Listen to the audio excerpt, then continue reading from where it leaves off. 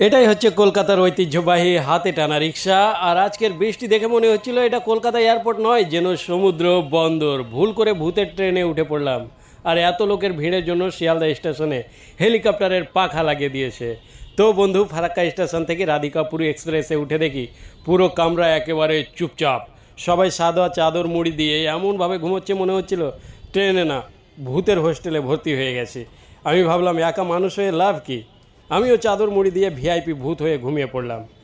চোখ খুলতেই দেখি আরে বাবা, কলকাতা এসে গেছে। ভাবলাম দুপুরে এয়ারপোর্ট যেতে হবে, তার আগে স্টেশনে একটু রিল্যাক্স করে নিলাম, কারণ সামনে তো ল্যাগেজের সঙ্গে কুস্তি লড়তে হবে। এবার ব্যাগগুলো হাতে নিয়ে বুঝলাম এগুলো তো ব্যাগ নয়, যেন ইট ভর্তি বস্তা। তখন মনে পড়লো সেই বিখ্যাত ডায়লগ, মাউন্টেন ডিউ ডরকে আগে জিত হে। এক চুমুক সাহস খেয়ে ক্যাব বুক করলাম আর সোজা এয়ারপোর্টের দিকে রওনা দিলাম।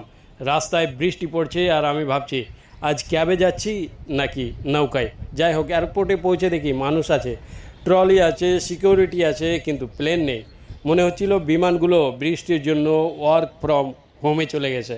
আসলে আমার মা উমরা করতে সৌদি আরবে যাচ্ছে, তাই তাকে এয়ারপোর্টে পৌঁছে দিতে এসেছিলাম। সব হাজি যাত্রীরা ভিতরে ঢুকে গেল, আমরাও বাড়ির উদ্দেশ্যে বেরিয়ে পড়লাম। নিচে নেমে দেখি এয়ারপোর্টের বাইরে এমন জল জমেছে, আর একটু হলে মাছ ধরে রাতের রান্না হয়ে যেত। ক্যাব, উবার, যাত্রীর সাথে সবাই বলছে আজকে যাব না ভাই, আজকে যাব না ভাই। তাই আমরাও বুদ্ধি করে চলে এলাম জয় হিন্দ মেট্রো স্টেশনে। তারপর মেট্রোতে নোয়াপাড়া, নোয়াপাড়া থেকে এক্সপ্লেনেড, আর এক্সপ্লেনেড থেকে শিয়ালদা। এত মেট্রো চড়লাম যে মনে হচ্ছিল মেট্রো কর্তৃপক্ষ আজকেই আমাকে লাইফ টাইম পাস দিয়ে দেবে।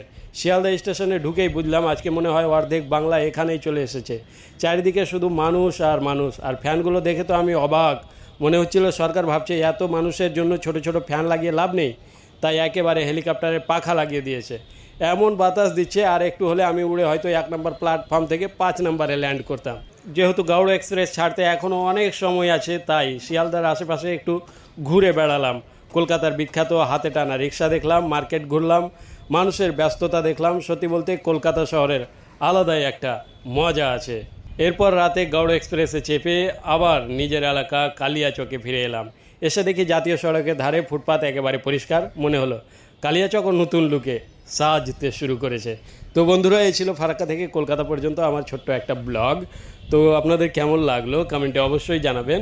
ভালো থাকবেন, সুস্থ থাকবেন, ধন্যবাদ।